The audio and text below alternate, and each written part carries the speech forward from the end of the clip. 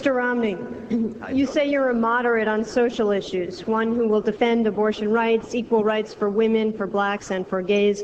In fact, you say you will do more to promote gay rights than Senator Kennedy. You also sit on the National Executive Board of the Boy Scouts of America, which has an exclusionary policy banning gay members.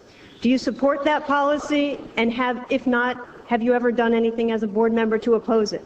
I believe that the Boy Scouts of America does a wonderful service for this country. I support the right of the Boy Scouts of America to decide what it wants to do on that issue. I feel that all people should be allowed to participate in the Boy Scouts regardless of their sexual orientation. I think the old, standby definitions of who votes for which party have been blown away in this campaign. I think people recognize that I'm not a partisan Republican, that I'm someone who is moderate, and that my views are progressive. I'm a big believer in getting money where the money is. And the money's in Washington. Republicans spent too much money, borrowed too much money, earmarked too much, and Rick Santorum and Newt Gingrich have to be held accountable. In this race, I'm the only guy that hasn't spent time in Washington. My dad marched with Martin Luther King.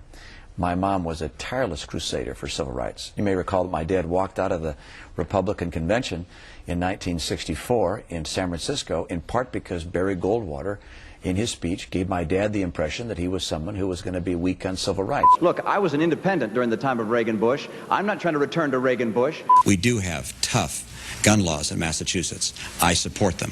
I won't chip away at them. I believe they help protect us and provide for our safety. I believe that abortion should be safe and legal in this country.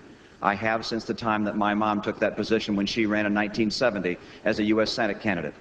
I believe that since Roe v. Wade has been the law for 20 years, that we should sustain and support it. And I sustain and support that law and the right of a woman to make that choice.